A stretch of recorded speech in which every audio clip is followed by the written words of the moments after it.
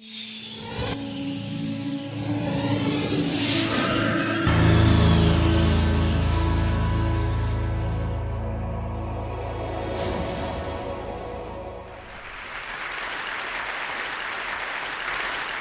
need to make a confession at the outset here. A little over 20 years ago, I did something that I regret, something that I'm not particularly proud of, something that in many ways I wish no one would ever know, but that here I feel kind of obliged to reveal. In the late 1980s, in a moment of youthful indiscretion, I went to law school. Now,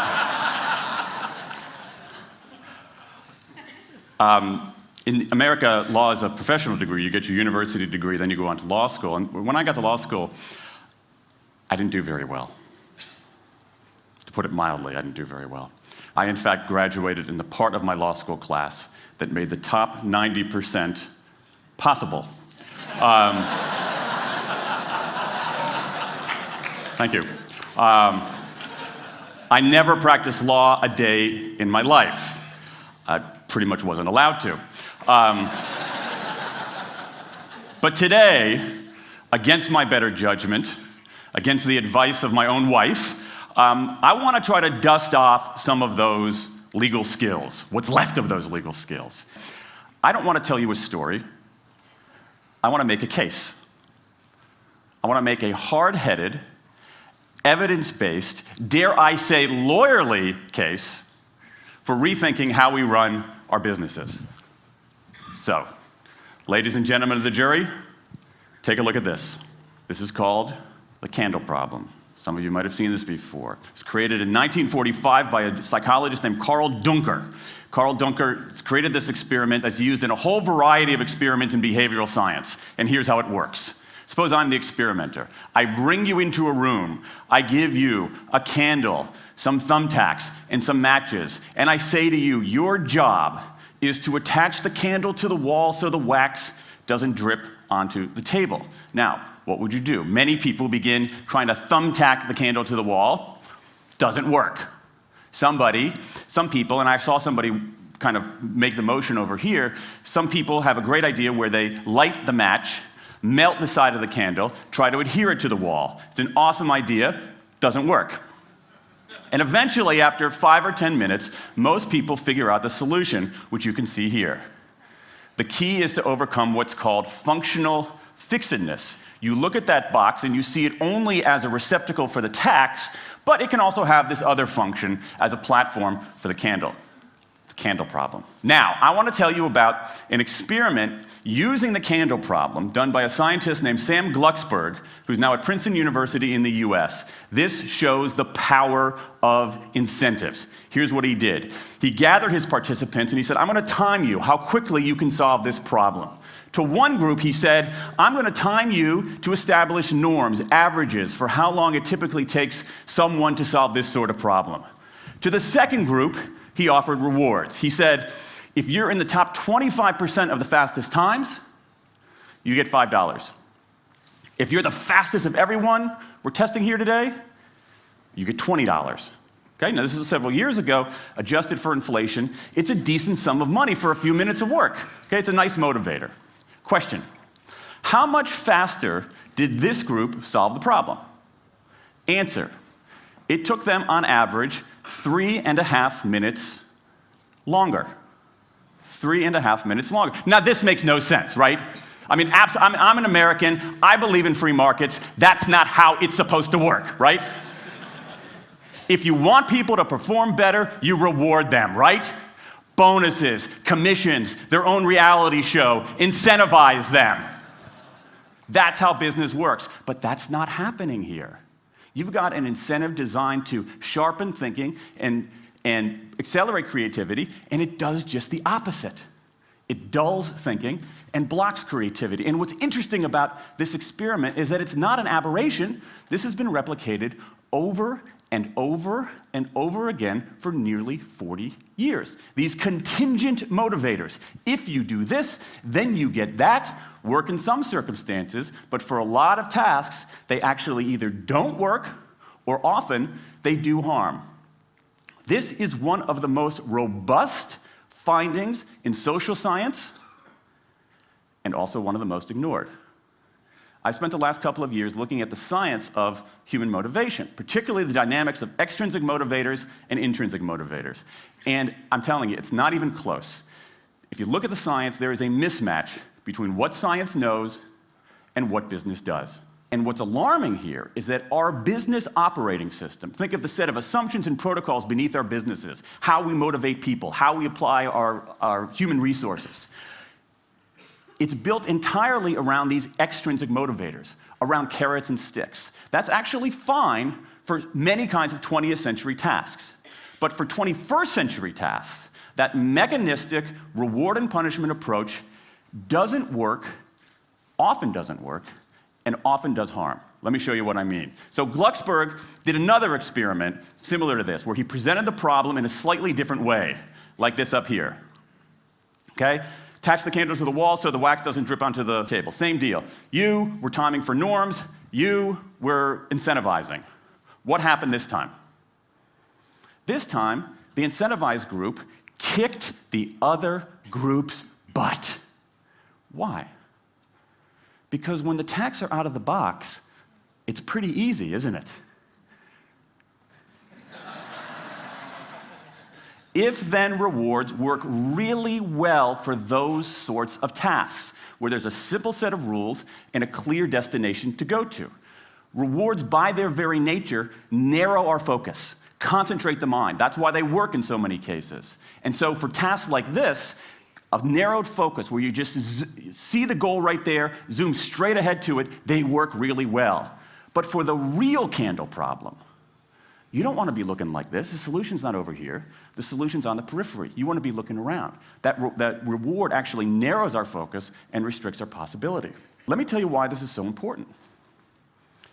In Western Europe, in many parts of Asia, in North America, in Australia, white-collar workers are doing less of this kind of work and more of this kind of work. That routine, rule-based, left-brain work, certain kinds of accounting, certain kinds of financial analysis, certain kinds of computer programming, has become fairly easy to outsource, fairly easy to automate.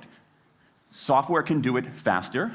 Low-cost providers around the world can do it cheaper. So what really matters are the more right-brain, creative, conceptual kinds of abilities. Think about your own work.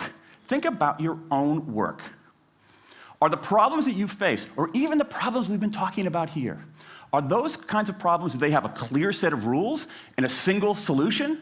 No. The rules are mystifying. The solution, if it exists at all, is surprising and non-obvious. Everybody in this room is dealing with their own version of the candle problem. And for candle problems of any kind, in any field, those if-then rewards, the things around which we've built so many of our businesses, don't work. Now, I mean, it makes me crazy. And this is not, here's the thing, this is not a feeling. Okay, I'm a lawyer, I don't believe in feelings. This is not a philosophy. I'm an American, I don't believe in philosophy. This is a fact, or as we say in my hometown of Washington, D.C., a true fact. Let me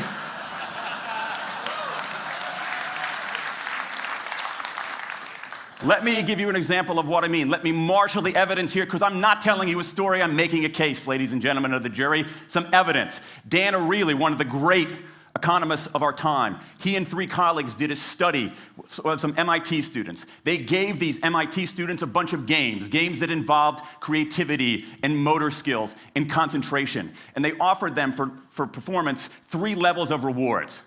Small reward, medium reward, large reward. Okay? Do really well, you get the large reward, on down. What happened? As long as the task involved only mechanical skill, bonuses worked as they would be expected. The higher the pay, the better the performance. Okay? But once the task called for even rudimentary cognitive skill, a larger reward led to poorer performance. Then they said, okay, let's see if there's any cultural bias here. Let's go to Madurai, India and test this. Standard of living is lower. In Madurai, a reward that's modest by North American standards is more meaningful there. Same deal. A bunch of games, 3 levels of rewards. What happens? People offered the medium level of rewards, did no better than people offered the small rewards. But this time, people offered the highest rewards. They did worst of all. In 8 of the 9 tasks we examined across 3 experiments, higher incentives led to worse performance. Is this some kind of touchy-feely socialist conspiracy going on here? No, these are economists from MIT, from Carnegie Mellon, from the University of Chicago. And do you know who sponsored this research? The Federal Reserve Bank of the United States. That's the American experience. Let's go across the pond to the London School of Economics. LSE, London School of Economics, alma mater of 11 Nobel laureates in economics. Training ground for great economic thinkers like George Soros and Friedrich Hayek and Mick Jagger. Just last month, economists at LSE looked at 51 studies of pay-for-performance plans inside of companies. Here's what the economists there said. We find that financial incentives can result in a negative impact on overall performance. There's a mismatch between what science knows and what business does. And what worries me as we stand here in the rubble of the economic collapse is that too many organizations are making their decisions, their policies about talent and people, based on assumptions that are outdated, unexamined, and rooted more in folklore than in science. And if we really want to get out of this economic mess, and if we really want high performance on those definitional tasks of the 21st century, the solution is not to do more of the wrong things, to entice people with a sweeter carrot or threaten them with a sharper stick. We need a whole new approach.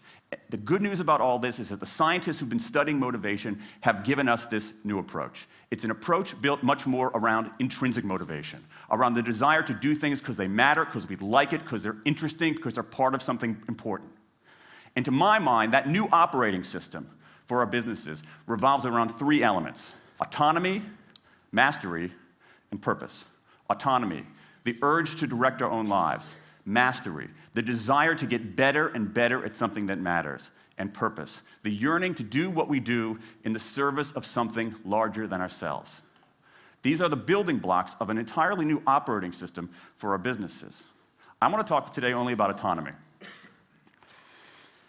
In the 20th century, we came up with this idea of management. Management did not emanate from nature. Okay? Management is it's not a tree, it's a television set.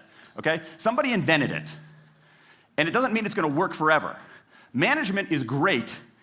Traditional notions of management are great if you want compliance. But if you want engagement, self-direction works better.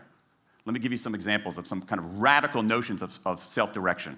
And what this means, you don't see a lot of it, but you see the first stirrings of something really interesting going on. Because what it means is, it means paying people adequately and fairly, absolutely. Getting the issue of money off the table, and then giving people lots of autonomy. Let me give you some examples. How many of you have heard of the company Atlassian?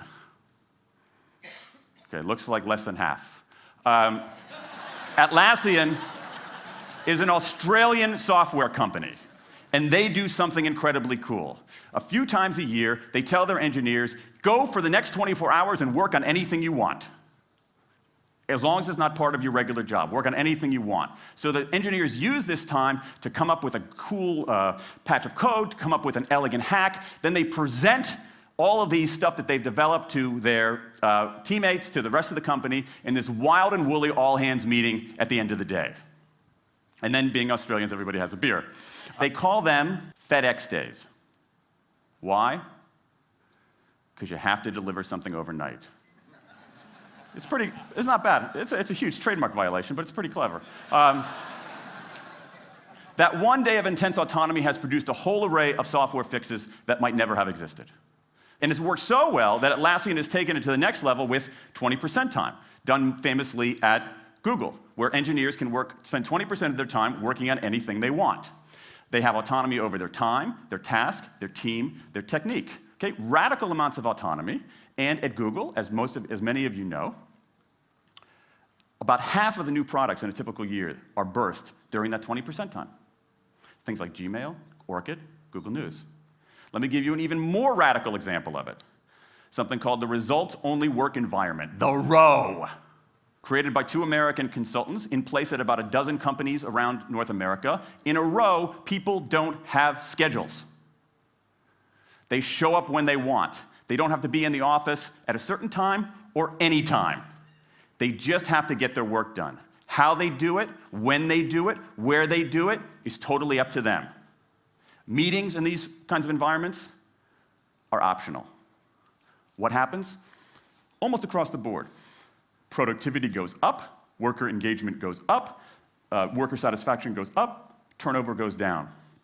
Autonomy, mastery, and purpose. These are the building blocks of a new way of doing things. Now, some of you might look at this and say, that sounds nice, but it's utopian. And I say, nope. I have proof. In the mid-1990s, Microsoft started an encyclopedia called Encarta. They had deployed all the right incentives. All the right incentives. They paid professionals to write and edit thousands of articles. Well-compensated managers oversaw the whole thing to make sure it came in on budget and on time. A few years later, another encyclopedia got started. Different model, right? Do it for fun. No one gets paid a cent or a euro or a yen. Do it because you like to do it. Now, if you had, just 10 years ago, if you had gone to an economist anywhere and said, hey, I got these 2 different models for creating an encyclopedia. If they went head-to-head, who would win? 10 years ago, you could not have found a single sober economist anywhere on planet Earth who would have predicted the Wikipedia model. This is the titanic battle between these 2 approaches. This is the Ali Frazier of motivation, right? This is the Thrilla in Manila, all right? Intrinsic motivators versus extrinsic motivators. Autonomy, mastery, and purpose versus carrots and sticks. And who wins? Intrinsic motivation, autonomy, mastery, and purpose in a knockout. Let me wrap up. There's a mismatch between what science knows and what business does, and here's what science knows. 1, those 20th century rewards, those motivators we think are the natural part of business, do work, but only in a surprisingly narrow band of circumstances. 2, those if-then rewards often destroy creativity. 3, the secret to high performance isn't rewards and punishments, but that unseen intrinsic drive, the drive to do things for their own sake, the drive to do things because they matter. And here's the best part. Here's the best part. We already know this. The science confirms what we know in our hearts. So, if we repair this mismatch between what science knows and what business does, if we bring our motivation, notions of motivation, into the 21st century, if we get past this lazy, dangerous ideology of carrots and sticks, we can strengthen our businesses, we can solve a lot of those candle problems, and maybe, we can change the world. I rest my case.